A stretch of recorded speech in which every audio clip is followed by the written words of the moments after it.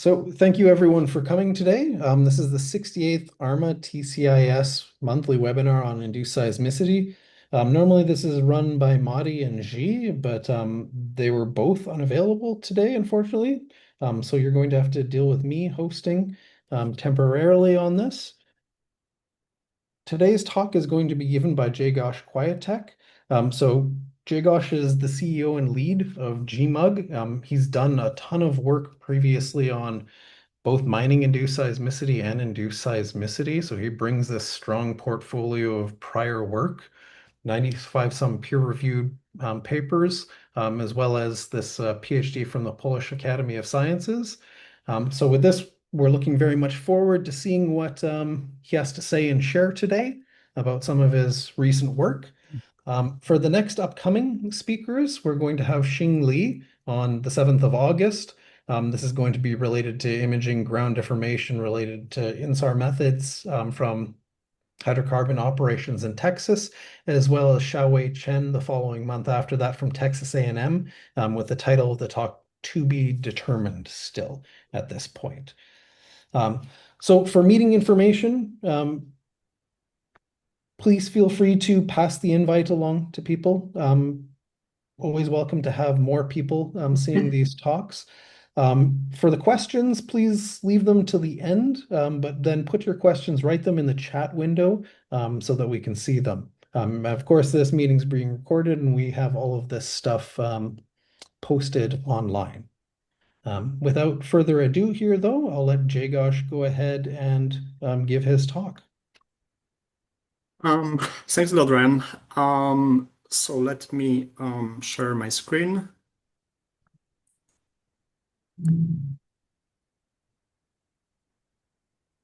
I hope that, sorry, we have to move back a bit. I hope that you can see it. Yep, that's the case, I hope. Sorry? You betcha. Perfect. Yeah, okay, good.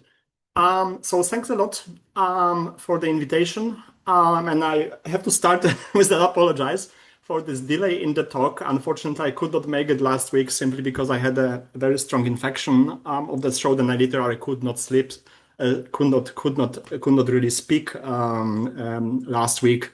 So I hope that you could manage to come to this seminar. And without the further, I would just go. Well, first of all, I say thanks a lot. So I put also only my name as in the title of the talk, but actually this is a work that happens throughout the last literally 10 years with many people participating and helping and also leading some of the studies. I have them here. So first of all, I would like to thank to my colleagues in my former workplace in GFZ Potsdam, namely Patricia Martinez-Garzon, Sadek Karimpuli, Lei Wang, Georg Dresen, Caroline Bose, and Marco Bonhoff. Big thanks to Thomas Goebel, who provided a lot of feedback and input to the analysis of acoustic emissions laboratory research on rock samples. I really appreciated discussions with Johan Davidsen in the University of Calgary and Yehuda Ben-Zion, Joanna Holmgren, Jason Grigoratos, the people from University of Helsinki and others that were helping, especially with the ST1 deep heat that I will focus here a lot on. So overall, the topic of the research that I was doing in the academia in the past 8 years was basically to characterize the seismomechanical reservoir state, the EGS state, and its potential to transition from stable to runaway conditions using basically physics-informed features and with the help of other using the machine learning. And so I will start my talk with a bit defining what I mean by the stable and unstable seismic response. Then I will discuss quite a bit the case of the very well behaving EGS system in Helsinki in Finland. And despite of its being very well behaving, I would like to then discuss the challenges and a lot of inconsistencies that we found when we were doing the parametric and machine learning physics-driven or physics-informed hindcasting of some hazard parameters. Then I shift a bit the scales. I move from the reservoir scale to the laboratory experiments, and I show you a bit how this links with the laboratory research on log samples and the intermittent criticality concept. I will finalize as usual with the ARMA summary and conclusions. So throughout the presentation, I will be frequently using terms like stable and unstable seismic response. And by that, by the stable seismic response, I mean that the induced earthquake sizes, the magnitudes are always maintained within the limits of stable rupture propagation. I hope that you see my pointer.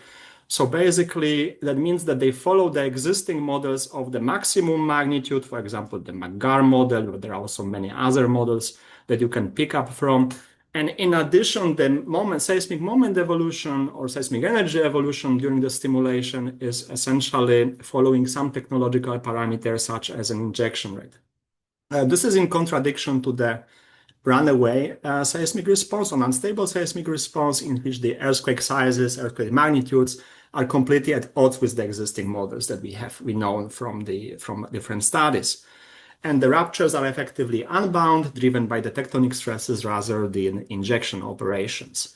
So I will start this talk with the case study of a really well-behaving induced seismicity associated with the hydraulic stimulation at the ST1 deep heat project in Helsinki in Finland.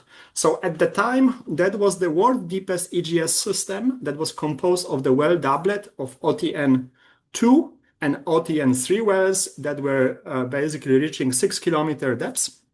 The geothermal project at this time aimed at providing the sustainable base load for the basically the local municipalities here.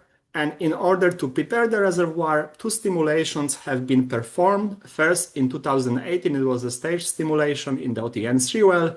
And then in 2020, in the middle of pandemic, there was basically open hole stimulation in the other well to establish the communication between the 2 wells. The site operator, that was an ST1 company, took the past experiences of the shutdown of EGS system pretty seriously.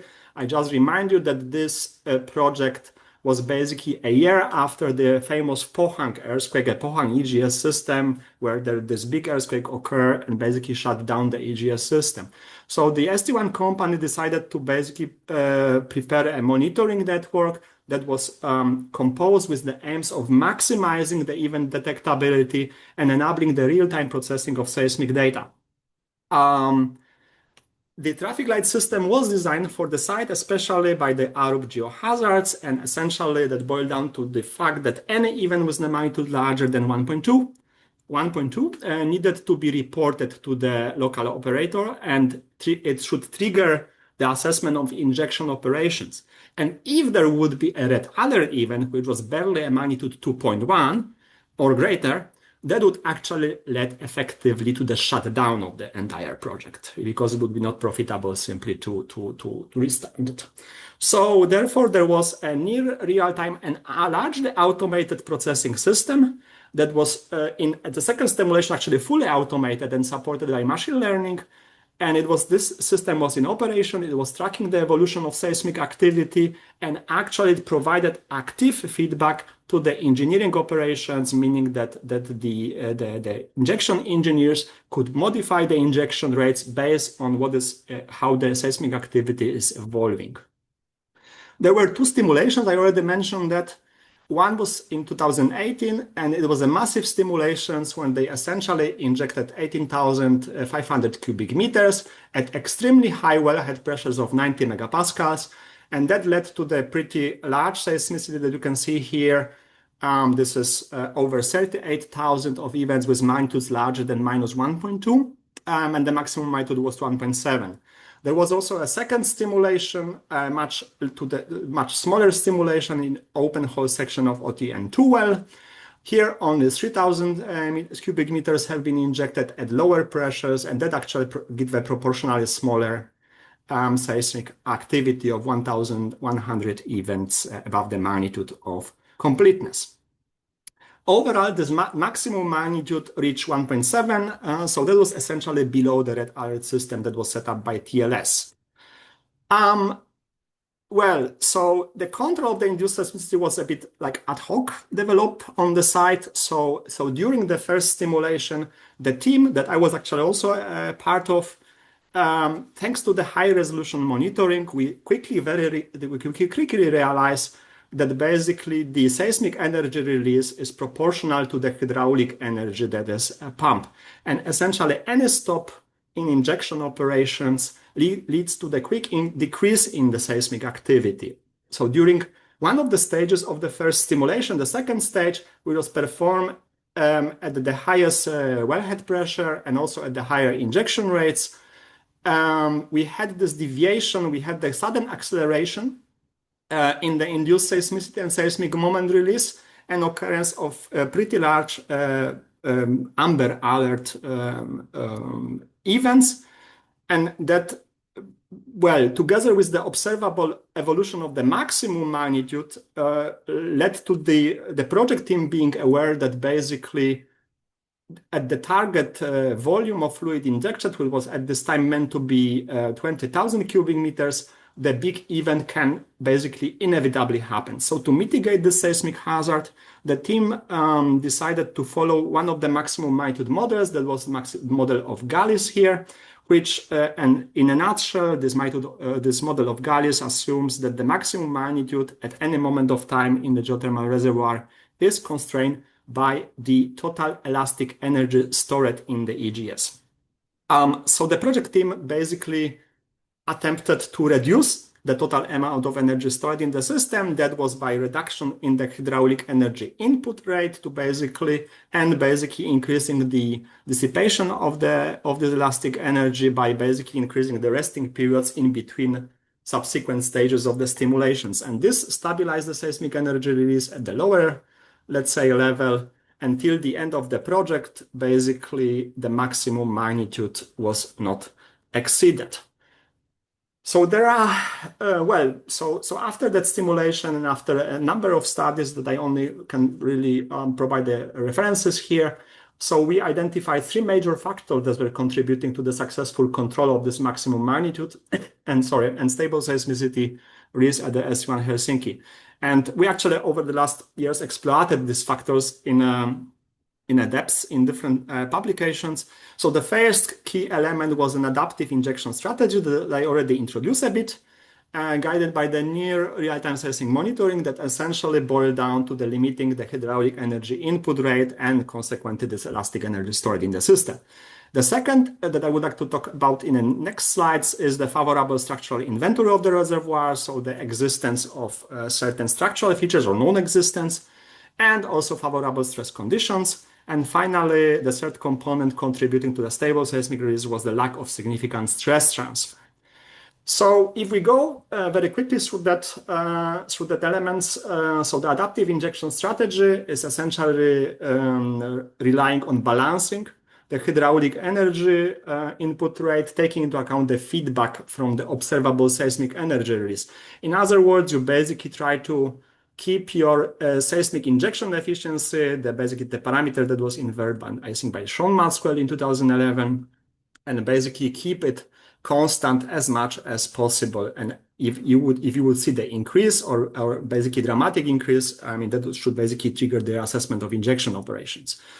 And yeah, by the way, if you think about it, how this feedback works, so this is actually an analog of the laboratory, one of the type of laboratory experiment is feedback control or acoustic emission feedback control laboratory experiment. So what we do here in the laboratory, we can basically load the intact sample, aiming to break it basically, and produce a shear failure. And at the same time, we continuously monitor the acoustic emission activity in the sample. And when we actually observe the rapid increase in the seismic activity, we can actually provide this as an automatic feedback loop and to decrease the loading of the sample. And in this way, one can actually prolong this, let's say, inelastic part of the deformation where actually the fault zone damage or the damage is in general in the sample is progressing. And this is actually visible here with the basically the drop down in velocities in the sample, the acoustic ultrasonic transmission velocities. But the unstable rupture of the generation of the fault surface will actually never occur. Another factor contributing to the stable seismicity release at the site is related to favorable structural settings, and at ST1 site in particular, the earthquake hypocenter in their precision, which was actually a direct function of the double difference technique locations, provide no evidence whatsoever on the any alignment of the seismicity along any like distinct and really discrete major fault structure. We have different clusters, and locations of these clusters that we see here are actually correlating perfectly with the damage intervals, with the strong damage intervals that were identified beforehand with the caliper logs in the wells, as well as with the geological differences or lithological differences in the well. So that essentially indicates that we are injecting into the distributed zone of fractures rather than a single and discrete narrow fault zone. Another interesting thing is that we have the magnitude frequency distribution, where we have in the first stimulation we have the statistically significant roll-off starting from magnitude 1.5 that is visible, suggesting that there is some upper limit to the fault sizes or the fracture sizes in this reservoir. And this roll-off is actually quite distinct for the 2018 stimulation. And it is actually not so much visible for the 2020 stimulations. One can discuss why it is so, but definitely there's a limited amount of data here. So maybe that's not prominent simply because of that, or we just don't have the data above certain magnitudes. So that is complicated. But nevertheless, I just want you to keep this fact in mind for the next slides. Finally, the last ingredient of the stability is basically lack of significant stress transfer. And the analysis of the stress transfer, well, theoretically it should be performed with some maybe more elaborated method like classical techniques like Coulomb stress transfer. But in this case, it was actually really difficult to apply this algorithm because the events are really small and we have a quite large rotation uncertainties, the focal mechanisms that were actually driving this Coulomb stress transfer loops. So we focus on the simple statistical proxies for stress transfer and those earthquake interaction. We essentially tested whether the seismicity is passively responding to injection operations. And this type of process can be described with the non-stationary Poissonian process that is guided by basically by the injection rate.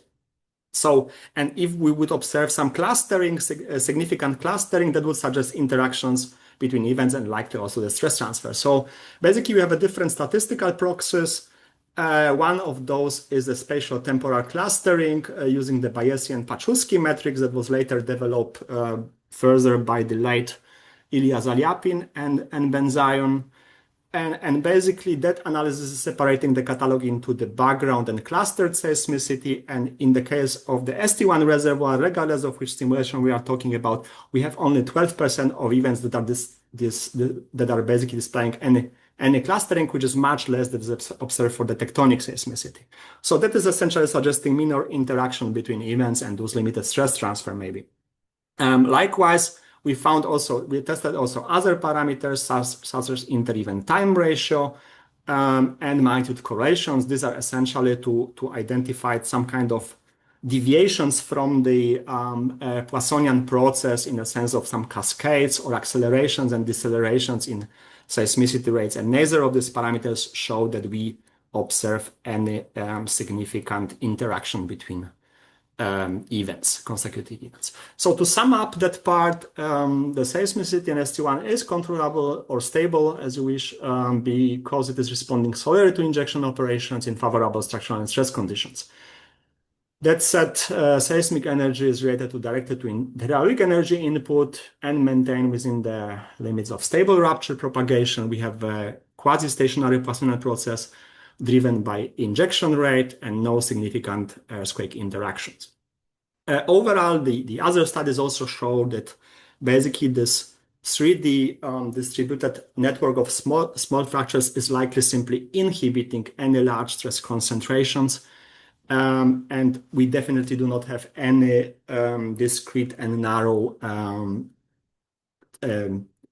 inconsistencies or the structures like major faults that could accumulate the stresses. And if you want to discuss or you want to read about it, there is a nice actual overview paper by Patricia in the Leading Edge some years ago. So as such, this ST1 case is a quite simple data set, as I believe. It is a truly, or it's a nearly induced seismicity, driven solely by injection operations in this favorable setting. So from our perspective at the time, it would be expected that the data set makes an ideal case actually to train, calibrate, test, optimize models of some physics-informed adaptive traffic light systems, or well, probabilistic or maybe deterministic seismic hazard and hazard assessment tools. So we actually perform, well, my colleagues performed two studies, one using parametric modeling of seismicity, of seismicity rates and next largest magnitude, and the other using the machine learning approach to hindcast the future seismic moment release and warn about potential deviation from the stable regime. There are also other studies that are actually using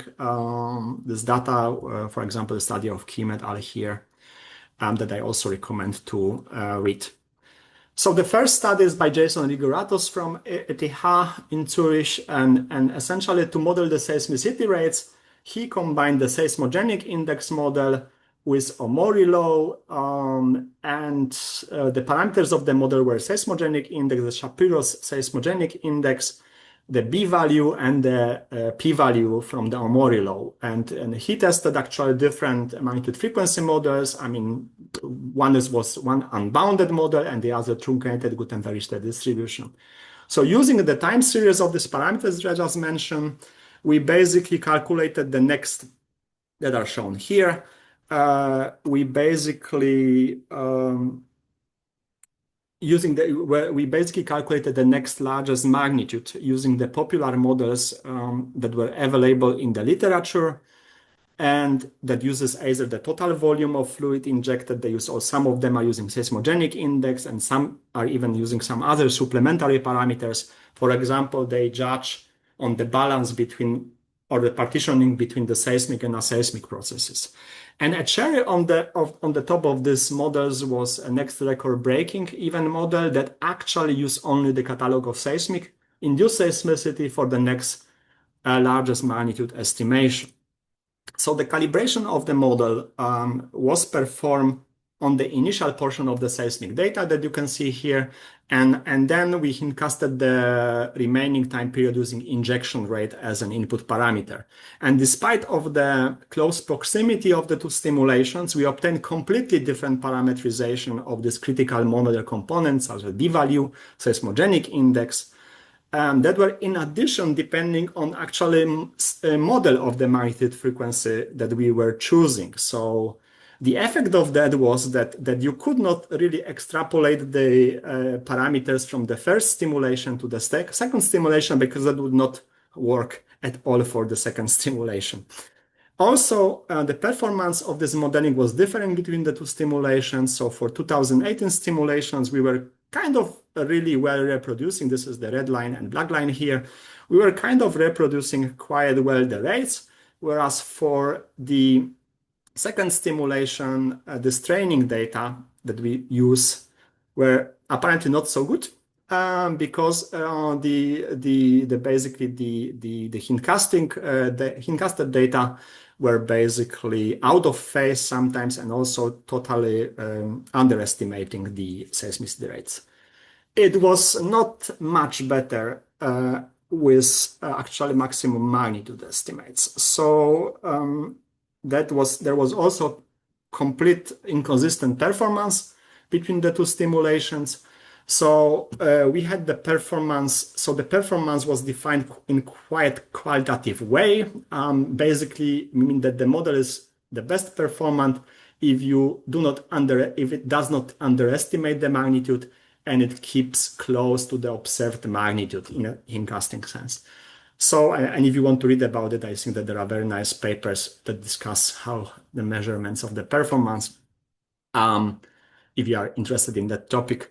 Anyways, the best performing model, which in that qualitative view was the model of Halo, in 2018 stimulation, it, for example, completely failed because of the problems here at the beginning in the training phase.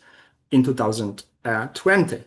And you can also see that basically we had a pretty big differences between the numbers, depending on which model was used. And finally, what was really ironic in the modeling was that the model that was actually not so bad, which was this next record breaking model that only used the seismic catalog, it did not use any hydraulic data, and it actually was performing pretty well without hydraulic data.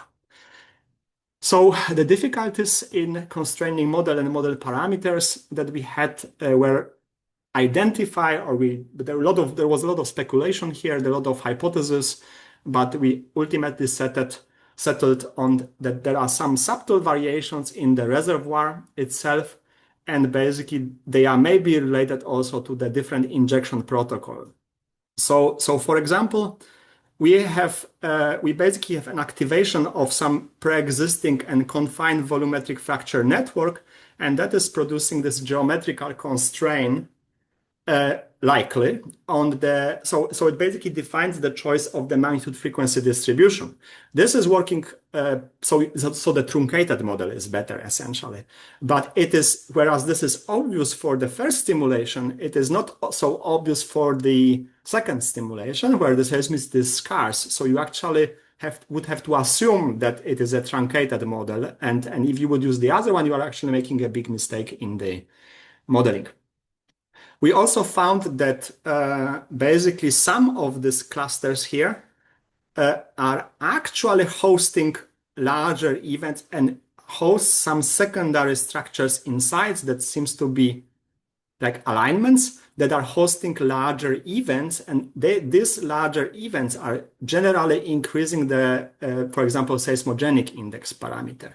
So that said, within the 500 meters in between the two stimulations, there are very dramatic changes of one order, let's say, in the seismogenic index or even more, that are basically driving the seismicity hazard, like the hazard of the and forecasts as well.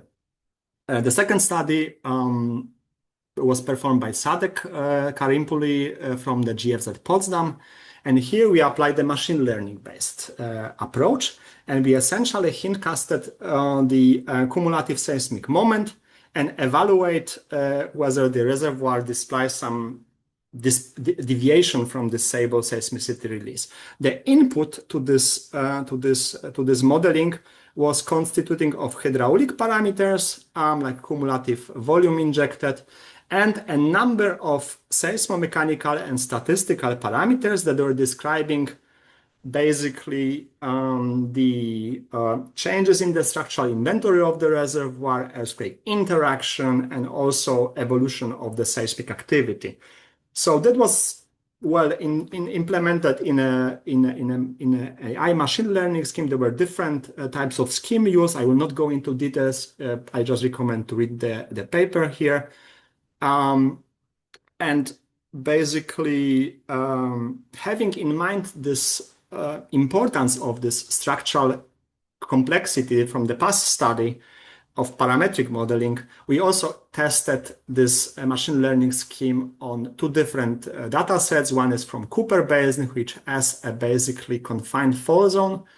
It's a reservoir in Australia, and also we use laboratory fluid injection experiments performed on SOCAT faults. So we have a very distinct here fall zone. And before going to the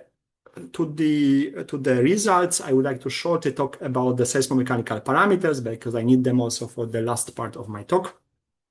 So basically, I already mentioned that in order to characterize the stability of the reservoir, we investigate the energy budget of the reservoir. We track the evolution of structural inventory of the reservoir, so whether we are hitting some fault, for example.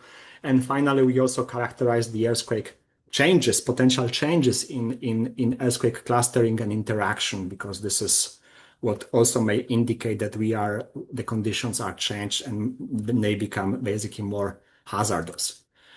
So going quickly through some physically informed parameters, what we want to firstly use is this basically evolution of seismic moment or seismic energy versus the injection.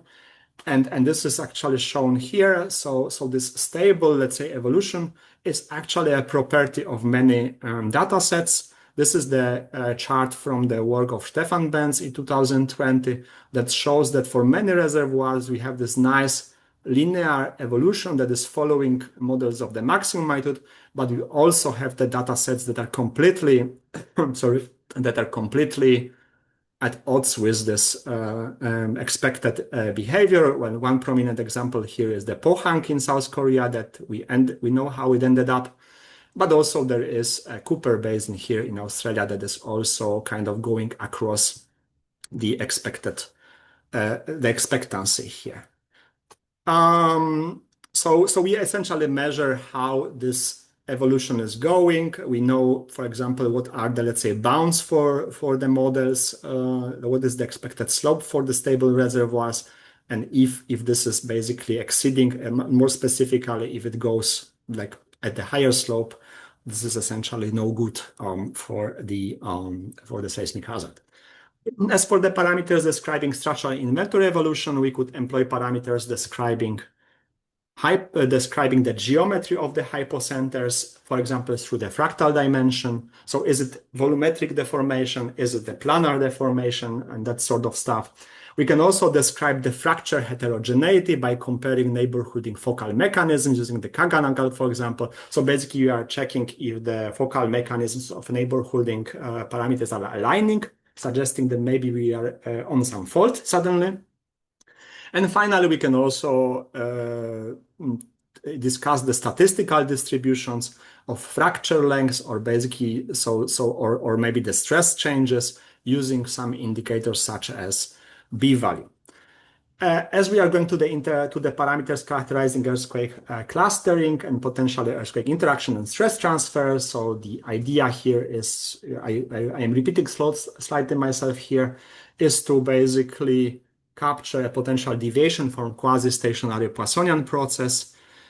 So we are using this Bayesian-Paczewski metrics, and basically we are tracking it continuously in time and space, and basically checking if it is primarily it is background seismicity. And then we are also obviously investigating the properties of the clustered seismicity and see how this evolves. There's a plethora of parameters that you can derive here. The good reference, I think, here is another work of Patricia here, but also, well, a lot of other studies that are discussing the properties of that clustered seismicity. Yeah, so coming back to the original study of SADC, we use these parameters and as well as the hydraulic parameters to forecast the Nuke's cumulative seismic moment. And well, the outcome of this data-driven approach is actually pretty depressing. I mean, it was a bit pretty distressing. So what happened is that all machine learning models that we use failed actually to predict abrupt changes in the seismic moment, so the big magnitude, the large magnitude events. And in particular, the forecasting was frequent. Well, it was responding, but it was the forecasting was responding to the changes, but it was lagging behind the actual seismic moment release, which is obviously, well, not what we are targeting. And so this is, and I really kind of suggest to go to the paper. Why did so happen? But for the context of this presentation, what was quite interesting for myself and for that presentation, we found that incorporation of these additional seismomechanical features that are sensitive to changes in the structural inventory of the reservoir and also stress transfer, they actually, incorporating them, improve the hindcastings for the data sets which really had these structural features. So it is not ST1, because ST1 simply doesn't have these structural features, but it was happening for the Cooper Basin in Australia because that was an injection into the narrow fracture zone.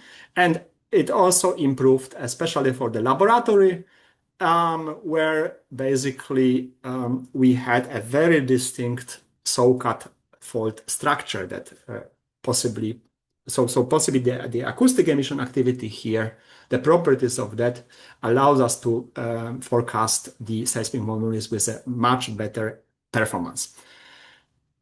So just to basically summarize that, so this data-driven near real-time forecasting using physics-informed pictures offer actually, coming back to the ST1, limited value because this reservoir is, well, inherently stable and we don't have so much information to employ that kind of modeling.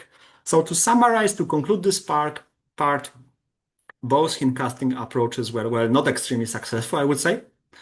In the case of fractured and quite complex reservoir that is stable, but it has its own like a tiny changes.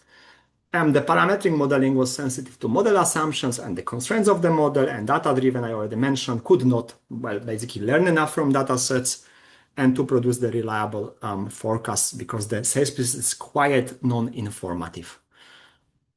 So in the case of the complex system like this, one either has to assume that the reservoir is stable, set up some parameters of the model that are likely actually stimulation specific, as we see from ST1 Helsinki, and do the forecasting, hoping, well, that it's not time dependent, and accepting that risk, like hoping that runaway will simply not occur.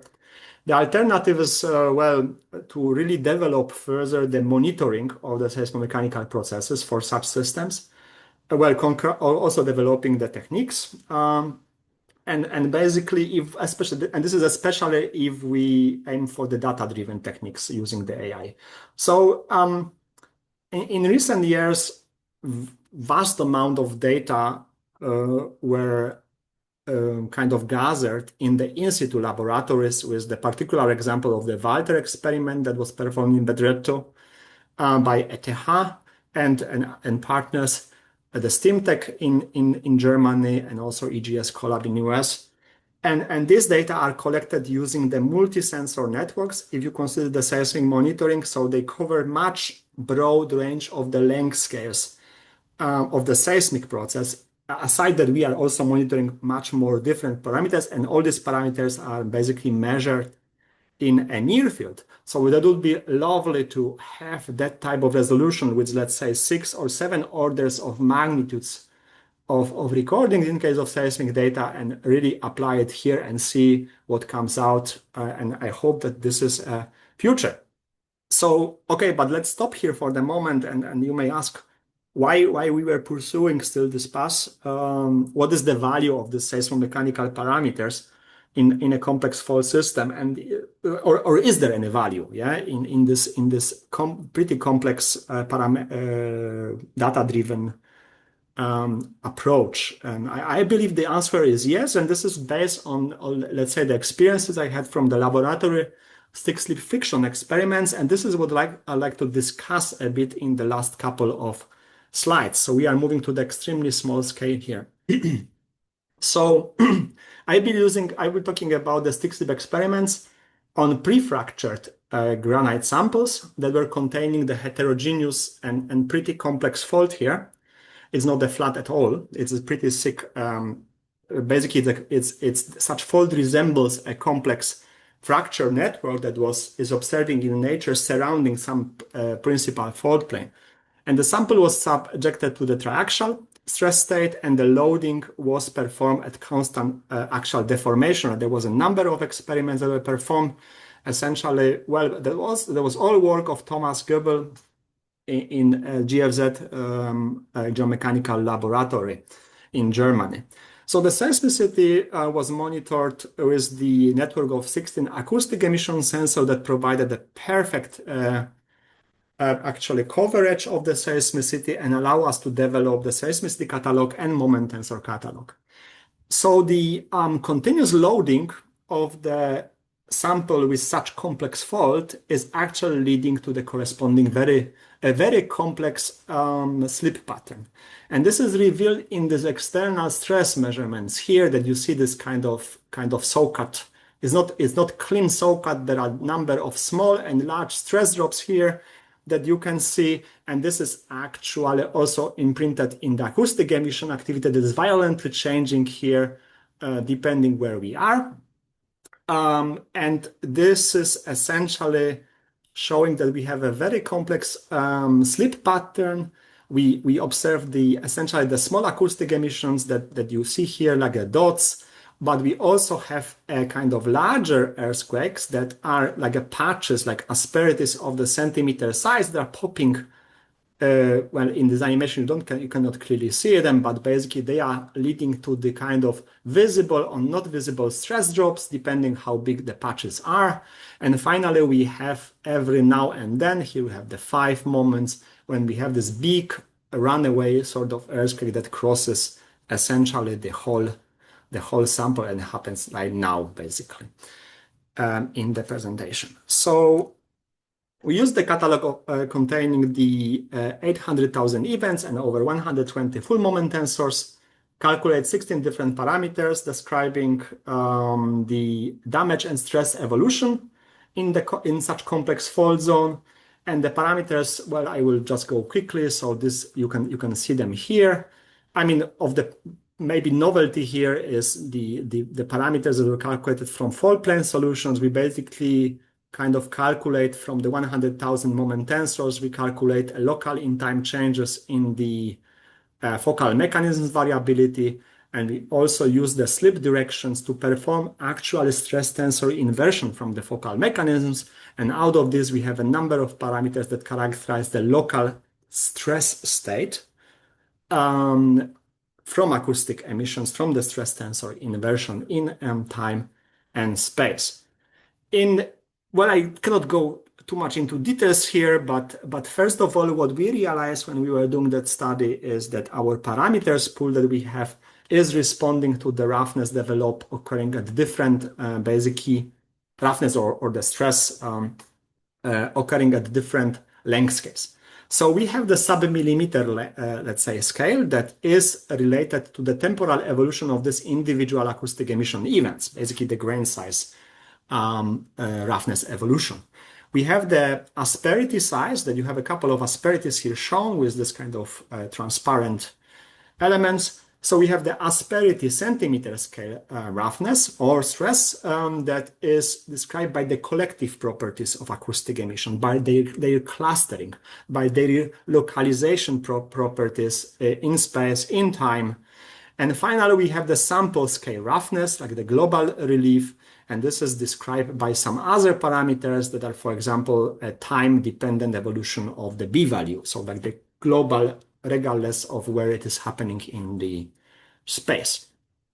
So what all this zoo of seismomechanical parameters, and they were like, okay, there were 16 parameters, but actually they were also, it was actually multiplied by 3 because we have a different time windows in which we were measuring, so also different like temporal scales. So overall, we ended up in around 40, I think, 7 parameters. And these parameters show that essentially between the, let's say, 85% and the peak stress, sorry, we see this global stress starts to fluctuate. So there are this kind of erratic drops, stress drops that are happening.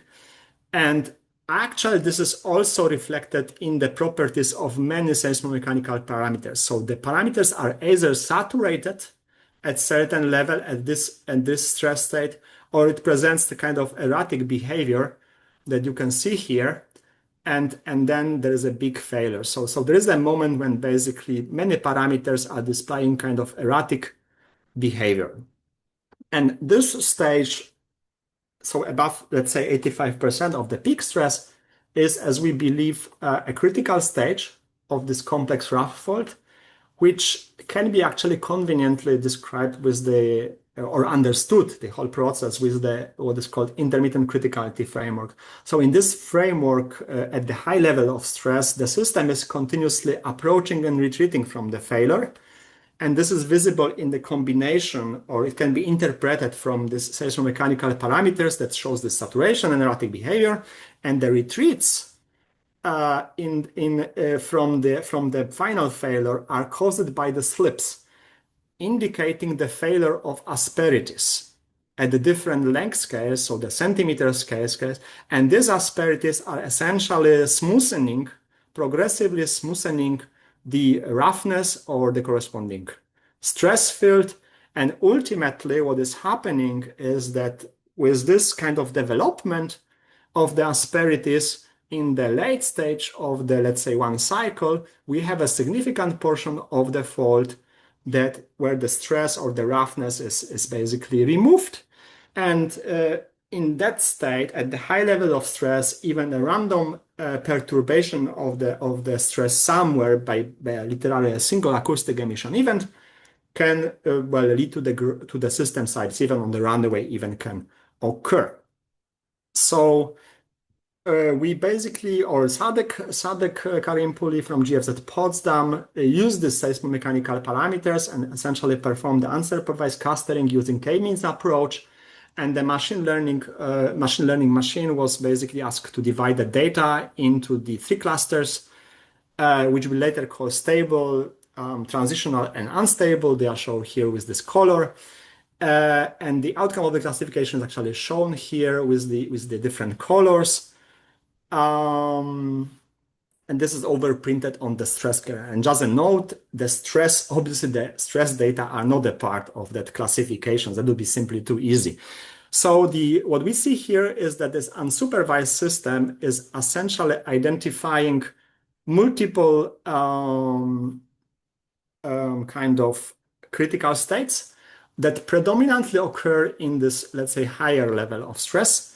And if we analyze it a bit deeper, you actually can identify these critical states with the development of these asperity or breakdown of these asperities, the centimeters asperities that we also observe in basically erratic behavior of some of various seismomechanical parameters. So well, so the unsupervised clustering is actually allowing us to identify the critical state of the system in which the runaway event can occur at literally any time. So this is already a pretty nice information.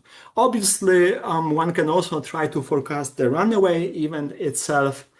And then the message here is that basically forecasting the runaway is visibly less accurate if you compare it to other studies, for example, on the smooth faults that are using machine learning. And well, and this is simply because this case is much more complex. The mechanical behavior is much more complex than for the smooth faults. However, it was identified that the performance could be actually improved by feeding simply more data, so basically more cases, which is obviously difficult for such. So we need more training data essentially. Ultimately, we realized that our parameters are not providing a clear and unanimous information on the time of failure. Yeah, they only pinpoint this critical stage with a quite nice accuracy in which the fault surface is already possibly pretty ready for the catastrophic failure. And so the conclusion essentially is that in this complex type of fault or complex fault system, there is essentially no single parameter that you can unequivocally tell us that the runaway is coming. It's not an IE rate, magic IE rate that tells you, or the exponential increase in the acoustic emission rate. It's not a dramatic drop down in the B value. It's not any other single parameter. Yeah, so you must really combine all these parameters to the complex system to get a reliable first level forecast. So this is the end of my talk. I have a couple of conclusions here. So first of all, I started with ST1 Helsinki, showing you that seismicity there could be easily managed because it's a stable pressure control seismicity, and we could use the adaptive injection concept using the high resolution data to basically control the seismicity. However, in hindsight, the forecasting of the seismicity overall in the system is actually unreliable, even for the stable system and even in favorable conditions. And I already mentioned this, but parametric models are sensitive to subtle time and space dependent changes. Machine learning problems, machine learning models basically display relatively low performance because there is not enough information in this mostly Poissonian seismicity. So this could be understood sort of if you switch to the intermittent criticality concepts, because in these complex fault systems, we are passing through these numerous transient and critical states that can be described as intermittent criticality. And basically, this is the stage of the system which is critical. It's evolving, but there is no basically clear information in the parameters that is suggesting that the runaway event is occurring. Nevertheless, we are able to distinguish it using machine learning if we have enough seismomechanical parameters. No single seismomechanical parameter is sufficient for identifying the critical state. The combination allows us to identify the system state and hopefully respond in advance to mitigate the seismic hazard, at least for these types of EGS system. And we cannot easily skip, I think, from let's say from the last years of experience in working on this, we really should not forget to prioritize basically installation of multi-sensor monitoring networks that are capable to basically expand the range of observations of seismic and also aseismic processes across different temporal and spatial scales. Yeah, because you really do want to have the band, and this cannot be really replaced with the better machine learning methods. You still have to do your good job in terms of the monitoring. So with that, thank you very much for your attention, and I hope that I can answer your questions. Yeah, so with that, I'd like to take a moment to basically thank Grzegorz for his talk here. And just a reminder to the audience here that any questions you have, feel free to put them in the chat there so they can be brought up and addressed. But then also feel free to speak up now that the presentation's over if you have any questions. Which I don't see any at the moment, but Ooh. maybe I'll take this as a moment to ask a quick question here then. So basically in this talk, you showed sort of mixed results with forecasting, essentially. One that didn't do quite so great, even in that sort of stable system, and then the other one that was able to get this sort of criticality with some sort of level of success to this. I'm curious as to what your thoughts are for the future of forecasting. Do we just need to ask specific questions of the data? Because having those two different responses between this, or is it more we need more data essentially to really start teasing out these sort of different relationships that might exist in this? So kind of what I take from this analysis we were doing is that yes, it's always good to have more data. I think that I am leaning towards basically I am leaning towards that enhance like a basically wideband monitoring, simply because we in the laboratory experiments we have this large event that is of basically magnitude minus, like the whole slip of the fault surface is the magnitude -4, whereas the acoustic emissions are basically covering really the bottom of the moment magnitude scale, which is the magnitude -10 to -6. So this is a really big span between the runaway earthquake and the acoustic emission activity that is associated with the development of process. It covers literally +6+ units of band. And I'm mentioning this because I am I am really fascinated by one work of Arnaud Mignon, early works of Arnaud Mignon from I think 2011 about the informative foreshocks. So basically he stated in multiple, she was basically discussing the accelerated seismic release, but also the basically the concept of informative foreshocks. And he noticed this kind of in his statistical meta-analysis that he was performing, which is a pretty interesting study on its own. He basically noticed that he sees the chance in using the basically foreshocks that differ with respect to the large event by more than 3 units of magnitude. So this is essentially what we see in the laboratory because we have this difference. And this is why this data from laboratory are kind of more informative regarding the preparatory processes, I think. And this is also achievable in this underground laboratories where you have basically different types of networks, so you can easily actually cover this 6 units of magnitude. But well, you have to generate the bigger scale. That's another story, yeah. But relatively to the tiny events that you have here, but you have this information.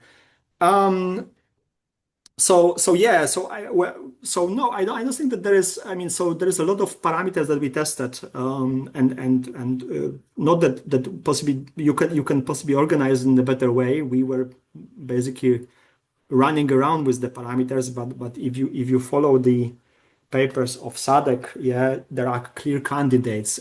One of the candidates is really, I mean, this stress transfer story. So this is really helping to. So basically, any parameters that signify earthquake interactions are pretty strong parameters that describe this approach to runaway pretty well. I'm not sure if I answer your question. It's pretty convolved, yeah, No, that's okay. yeah. It's all part of the process, right? To chat. Adam Bag also has a question. Adam, do you want to ask that question yourself? Hi, Adam. Hi, Grzegorz. Yeah, great to see your talk. What a really great talk you gave there. I really appreciate it. Um, I just wanted to one of the things that it seemed like it was missing from your zoo, but I'm not sure if it was some of these so-called source parameters like radiated energy, stress drop, etc. Right? Do you have I'm sure you have lots of thoughts on the role of those, so I was wondering if you could give me that. Yeah. So that again, this is a bit biased. The presentation was not chronological. Yeah. So actually, so this is, but just to answer your question, actually we tested stress drop. What ate us was the uncertainties, I think, Right. of the stress drop estimate. So it was not sensitive. It was not showing anything interesting. So in this concept of basically intermittent criticality sense, yeah. But it doesn't need to be stress drop, yeah. I mean, so because stress drop, you know very well. Well, you definitely know very well about the uncertainties of the stress drop. I believe that there are some simpler parameters that could be used as proxies, yeah, and it could be really you could really have seismic moment, and I know that it's not the same, but you could use to some point some other proxies. You could maybe use spectra shape, yeah, or you Right. invent some other methods, not parametric version of that. So I am towards sort of not sticking too much to the kind of this really source parameters, but rather trying to find a simpler way of having a kind of parameter that is basically reflecting that. So you could maybe check the spectra and normalize it by the moment, yeah, or something like check the so like going into maybe like apparent stress, yeah, that would maybe work. Yeah, yeah. We didn't test it, yeah, but I am just saying that I guess that what killed us here was the over engineering of these parameters, yeah, like Right. so yeah. But Thank yeah, you. the one parameter that was very close to the single was we really check, for example, pairwise focal mechanisms, for example. So that was really Yeah. like the basically we calculated the angle between the two focal mechanisms, and that was really on the so that would be basically on the millimeter scale because it was like two collocated events that has a we were just measuring basically this difference in the focal mechanism between two collocated events. And that was a statistic that really signified that, for example, at the grain scale in this laboratory experiment, there was no change in the grain scale roughness. It was continuing basically to be rough in that length scales. Okay. But yeah, so that's how you Yeah. tackle that problem of different length scales. You either design your parameter in a way that they are sensitive to small sizes, or maybe to the like clustering is sensitive to the larger, yeah, space time, yeah. So you just design or you engineer your parameters to be sensitive to different scale. That's how we did that. Okay. Yeah, thank you. Yeah, yeah, the difference in Gauguin angle looked like really significant. Thanks. Thank you. With this, we are at the hour, so we can conclude, I think, the, let's say, official session. Jagosh, if you're around to keep talking after, we can go through some more of the questions that are still in there, if I that's am fine here. by you.